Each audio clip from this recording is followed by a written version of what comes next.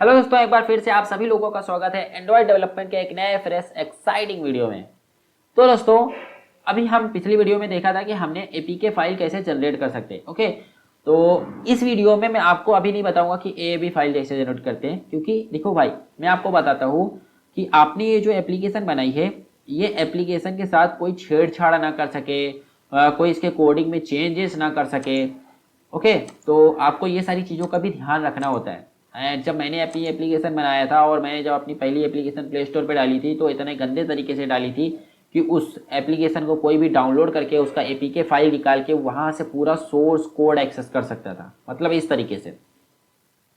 तो आप अगर आप भी यही चाहते होंगे कि आपका जो सोर्स कोड है वो कोई देख ना पाए, कोई भी ना देख पाए आपका सोर्स कोड, कि आपने ये कहाँ से कैसे क्या लिखा है। ओके, कहीं से भी वो देख ना पाए, राइट। तो इसके लिए हमको एंड्रॉयड में एक सिस्टम मिलता है प्रो गार्ड रूल्स का। ठीक है, ये सारी चीज़ें कोई नहीं बताता है, क्योंकि ये सारी चीज़ें बहुत जाननी पड़ती है, समझनी पड़ती है। तो इस सारी चीज़ें मैंने खोजा है, जाना है, तो वो सारी चीज़ें मैं आपको बता दे रहा हूँ। मतलब ये जो चीज़ें आपको बहुत आसानी से मिल जा रही है, उसके लिए मुझे कम से कम मैंने कितने दिनों तक उस पर रिसर्च किया है, ढूंढा है क्या होता है कैसे होता है। तो वो सारी चीज़ें मैं आप लोगों को बता दे रहा हूँ यहाँ से। तो सिंपली हम क्या करेंगे, यहाँ पर आते हैं and pro guard in Android, ऐसा करके हम सर्च करते हैं। ठीक है, तो यहाँ से अभी मुझे बताएगा कि प्रो गार्ड वगैरह क्या है, ये आप देख लेना। तो यहाँ से सिंपली यहाँ पे आते हैं, ये जो Android developer dot Android dot com, and यहाँ पर मुझे मिलेगा प्रो गार्ड के बारे में। थोड़ा सा इसकी साइज़ है ना कम करता हूँ ताकि अच्छे से दिखे ये। And simply pro guard rules को हम यहाँ पर ऐड कर सकते हैं।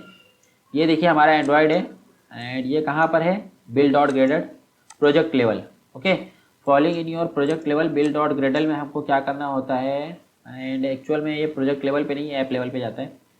तो यहाँ पर हमको क्या करना है, minified enable shrink resource true, and इसके बाद प्रो गार्ड फाइल। ओके, तो ये सारी चीज़ें हैं। तो इसको चलिए फट्टा से फट कर देते हैं।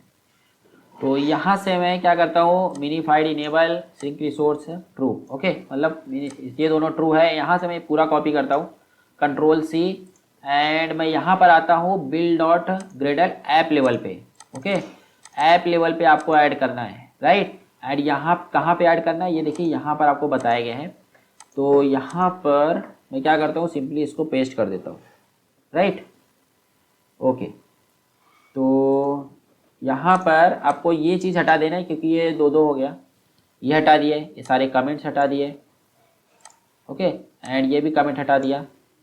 एंड देखिए यहाँ पर हमारे पास मिनीफाइड इनेबल पहले से ही था, ये फॉल्स था, तो हमने एक ट्रू लेके आया है। Okay, and shrink resource true लेके आए। तो एक्चुअल में ये करता क्या है, ये हमारे कोड को ना श्रिंक कर देता है। मतलब यानी जो इसे ये नेम है, जैसे ये नेम है ना एक्टिविटी का, ये मिप मैप लिखा है, तो इसको कुछ भी कर देगा, मतलब XYZ कर देगा। ठीक है, जैसे क्लास का नेम है ऐड कस्टमर एक्टिविटी, तो इसको ऐड कस्टमर एक्टिविटी नहीं करेगा, इसको AD कर देगा, AC कर देगा, इस तरीके से कर देते हैं। मतलब अगर कोई अपने कोड में झांकने की कोशिश भी करेगा ना, तो उसको समझ में नहीं आएगा, उसको कुछ नहीं समझ में आएगा। ठीक है, इस तरीके से कर देता है वो। जैसे कि हमारा ये एडाप्टर में अगर कुछ लिखा है, इसमें हमने जैसे कोडिंग लिखी है, तो ऐसे रहेगा, तो कोडिंग देख के वो समझेगा क्या क्या हो रहा है यहाँ पे।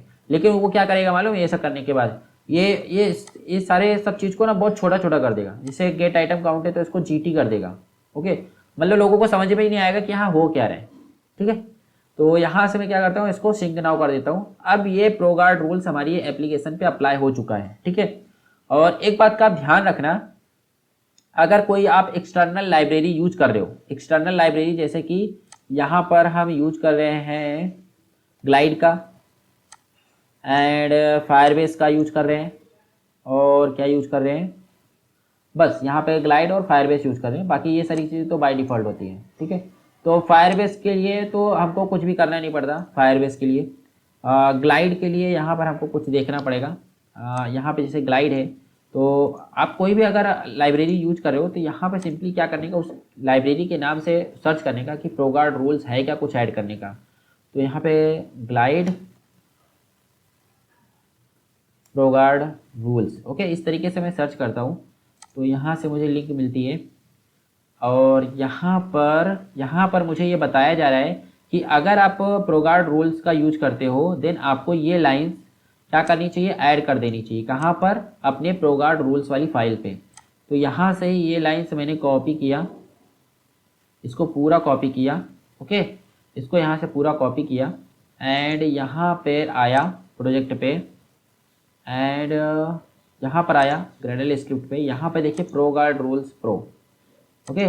यहाँ पर हमारे सारी जो भी डिपेंडेंसी है, कुछ भी है, अगर कोई आप एक्सटर्नल लाइब्रेरी यूज कर रहे हो तो उसका अगर कोई प्रोगार्ड फाइल्स रहेगा तो यहाँ पे आपको ऐड करना होगा, ठीक है। तो यहाँ से मैं ये सारी चीज़ों को हटाता हूँ, क्लीन करता हूँ एंड जो हमने कॉपी किया उसको यहाँ पे पेस्ट कर देता हूँ, बस दैट्स इट। इतना सा काम करना है बस, ओके। तो इतना सा काम कर दिया। अब आपको ये चीज़ें ध्यान रखनी होगी, जैसे कि अभी हमने किसका यूज किया था, ग्लाइड का यूज किया। तो ग्लाइड का ये प्रोगार्ड रूल्स है, ये ग्लाइड का प्रोगार्ड रूल्स है, ठीक है। अगर आप कोई दूसरी एक्सटर्नल लाइब्रेरी का यूज करें तो उसको आप देख लेना कि उसका क्या प्रोगार्ड रूल्स है भी कि नहीं है, ओके। है तो यहाँ पर ऐड कर देना यहाँ पर, ठीक है, तभी आपकी एप्लीकेशन सही तरीके से काम करेगी। और एक चीज़ बता देता हूँ भाई, ये भी गांठ बांध के देख लो। क्या देख लो कि एक बार अगर आप प्रोगार्ड रूल्स यूज कर रहे हैं, जो भी हमारे डेटा रहते हैं, मतलब कस्टमर डेटा, ये जो कस्टमर डेटा वाली क्लास रहती है, यहाँ पर आपको क्या रखना है, कीप लगा देना है, एड्रेड कीप। कीप में क्या करता है ये, एक minute, alt inter import class, यहाँ से इंपोर्ट करता हूँ, ओके।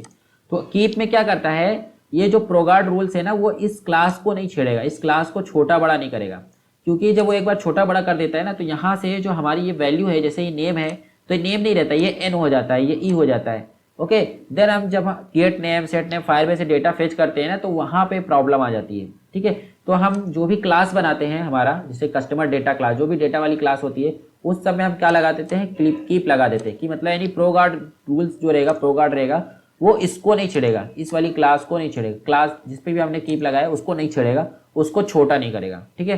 तो एडाप्टर में कोई प्रॉब्लम नहीं होती, केवल ये डेटा वाली क्लास में प्रॉब्लम होती है, बाकी और किसी में प्रॉब्लम नहीं होती, ठीक है।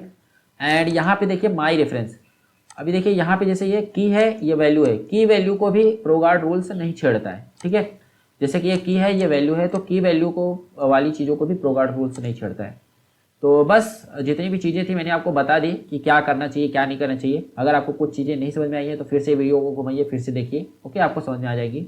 तो फाइनली सारी चीज़ें करने के बाद आप अपनी एप्लीकेशन को एक बार रीबिल्ड कर लीजिए, ओके, रीबिल्ड कर लीजिए। तो बस दोस्तों, फिलहाल के लिए इस वीडियो में इतना ही। आपने देखा कि कैसे आप प्रोगार्ड रूल्स का यूज करके आप अपनी एप्लीकेशन को सिक्योर कर सकते हैं, हैकिंग वगैरह से बचा सकते हैं, कोई भी आपके कोड नहीं देख सकता है, कोड में ताक झाक करके चेंज नहीं कर सकता है, एक्चुअल में जिसको रिवर्स इंजीनियरिंग बोलते हैं, वो सारी चीज़ें नहीं कर सकता है, ठीक है। तो ये सारी बातें कोई नहीं बताता है, लेकिन आप देख रहे हो एंड्रॉयड मास्टर कोर्स, इसलिए आपको ये सारी बातें बताई जा रही है।